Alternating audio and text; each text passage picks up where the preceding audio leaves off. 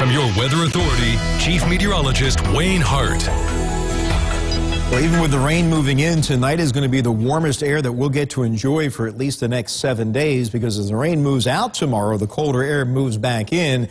Just back to normal through Thursday, and then another quick shot of Arctic air on Friday will set the stage for maybe a little snow over the weekend. But the winds have been picking up, and we have that wind advisory through the overnight hours for most of the tri-state. The exception is the northern fringe up along U.S. Highway 50. And that advisory is for 30 to 40 mile per hour gusts. And then we have that somewhat narrow flood watch, and that's been drawn over the areas that had the heavier snow over the weekend. You've got the rain falling on a deeper snowpack in parts of Gibson, Posey counties, and then Edwards, Wabash, White, Hamilton, and Saline counties, and that could lead to some minor flooding until about 8, 9 o'clock tomorrow morning. But there is the rain. Pretty solid area of rain has now moved into the Evansville, Henderson, Newburgh area. Should be into Owensboro within the next 30 minutes. And once it begins, it's going to be with us through most of tomorrow morning and then ending later tomorrow from west to east, maybe as a brief wintry mix. Not too concerned about that at this point. Our Heads Construction Tower camera looking down on the northeast side of Henderson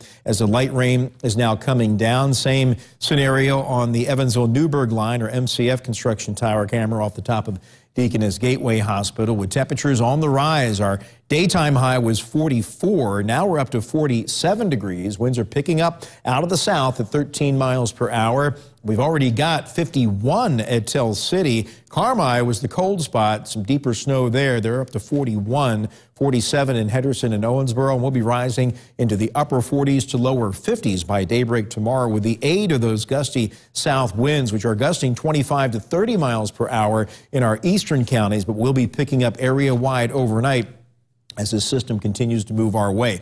And it is producing significant snow in the upper Midwest through the Great Lakes. But for us, it's mainly a rain event. We could see it end as a brief wintry mix later tomorrow, but right now not too concerned about the frozen aspects with this system, but lots of liquid aspects to talk about. There is the leading edge of the rain. It will continue to overspread the tri-state, continue off and on overnight. The heaviest rain will actually be coming in around sunrise tomorrow morning, when temperatures will be in the upper 40s to lower 50s. That will be the high, though, for the day. So temperatures will fall through the 40s in the morning as the rain begins to diminish. Future Tracker has the back edge at noon along Highway 41. Other guidance is a little slower pulling it out of here, but we will see it eventually end from west to east late morning through the afternoon. You can see this little sliver of pink there on the back edge could indicate a brief changeover to a wintry mix before it ends. Temperatures by mid-afternoon will be in the mid to upper 30s, and will probably go below freezing as the sun is setting. So even if we don't see much in the way of snow or sleet fall, wet roadways, falling temperatures could produce some slick spots out there for the late afternoon drive. And then tomorrow night, winds will continue to settle down. We'll see some clearing. Seasonably cold. We're into the low 20s by daybreak Thursday, which will dawn with some sun, but the clouds move back in with a dry but Arctic cold front.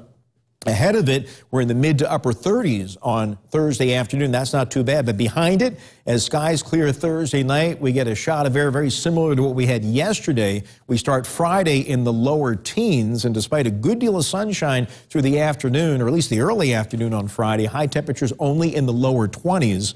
And then the clouds begin to move in late in the day, and this will be the first of about 3 clippers moving through the area over the weekend and on Monday, and that could bring a little bit of light snow to our northern counties later Friday night into early Saturday, but right now it doesn't look like anything really significant in terms of accumulation, maybe a dusting up to the north. But the rain will be significant overnight through much of tomorrow, with averaging about a ½ inch to around an inch across a good deal of the tri-state. And that rain will continue to increase overnight. Very windy, warming up.